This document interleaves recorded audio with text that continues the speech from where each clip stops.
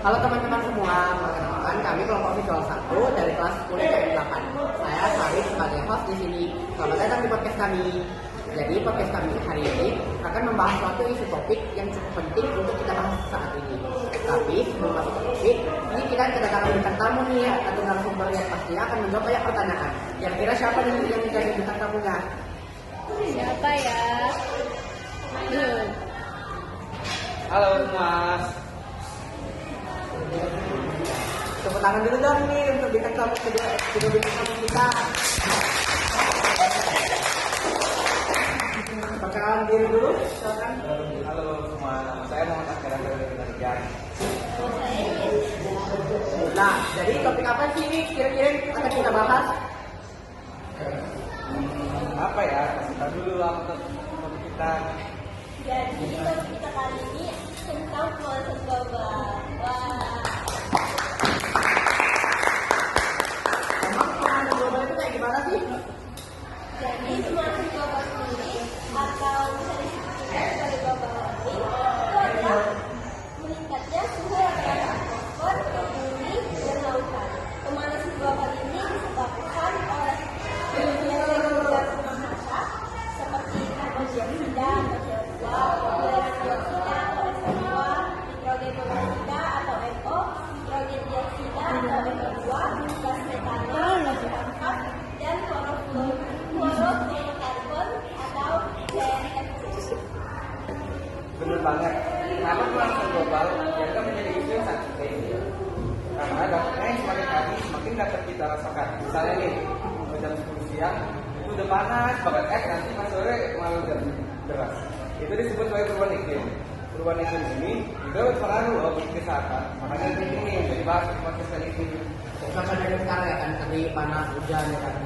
Dampak buruknya banyak kali ternyata ya. Tapi mana dulu tadi yang dibilang penyebab gas rumah kaca. Emang pengaruhnya ada rumah kaca? Apa pengaruh rumah kaca gitu pemanasan global ini? Nah, jadi proses efek rumah kaca ini terjadi ketika radiasi sinar matahari mengenai atmosfer bumi. Radiasi panas yang dipancarkan oleh bumi akan terhalang sehingga panas tersebut akan kembali ke bumi. Maka panas itu kemudian menyebabkan gas bumi meningkat. Gas rumah kaca membiarkan cahaya matahari masuk ke dalam bumi. Namun gas tersebut tidak bisa memantulkan kembalinya ke permukaan bumi. Maka terjadilah pemanasan global. Jadi kita juga merasain kalau panas dunia itu bertambah. Oh, tapi kalau di Indonesia ini pemanasan global ini udah parah atau belum? Oh, itu sih cerita saya sendiri ya. Seberapa kira beda. Panasnya itu udah merasa sampai ke rumah. Tapi itu sih karena semakin parah pemanasan global ini, malah jadi makin besar kebutuhan kita menggunakan AC. Iya ya, saya jelas. Ih, panas kayak ini kan. Betul. Tapi tadi pertanyaannya di Indonesia ya.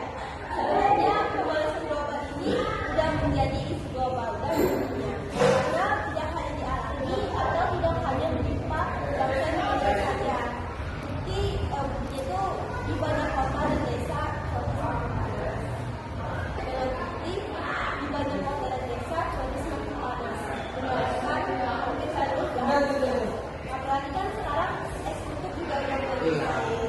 Jadi masuklah dampak yang lainnya itu naik ke permukaan laut.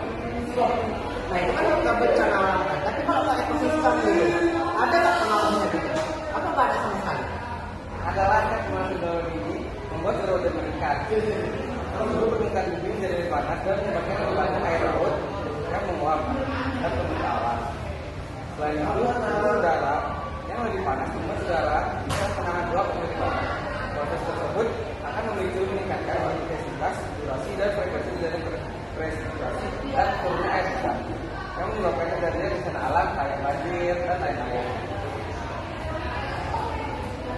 Berarti untuk dampak ini sebenarnya cukup luas lah ya. Tadi mulai iklim kesehatan, bencana alam, dan laut pun juga akan kena dampaknya kan.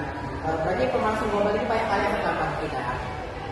Sebenarnya kalau ekstrim darat mirip-mirip nih kayak banjir, karena pemanasan global itu juga menyebabkan terjadi kekeringan dan mungkin terjadinya lakukan di mana itu akan merusak ekosistem ya.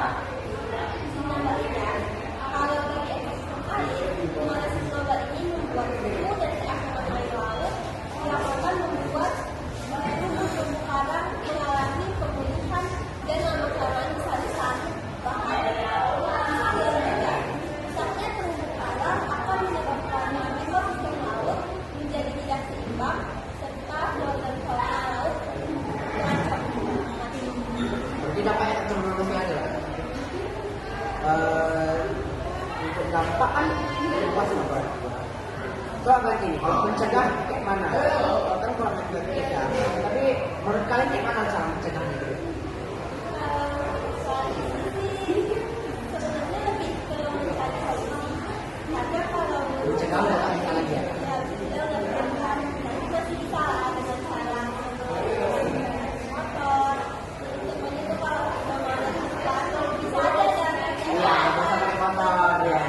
Terus hemat juga kalau ada elektronik dari pakai karena kayak jam sekolahnya nggak terlalu.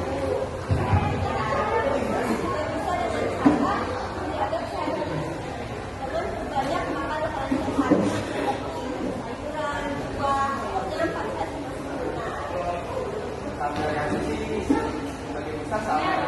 Tapi aku yang nambahin dikit, kita bisa cegah dengan yang paling sederhana kita sendiri dan lingkungan ya.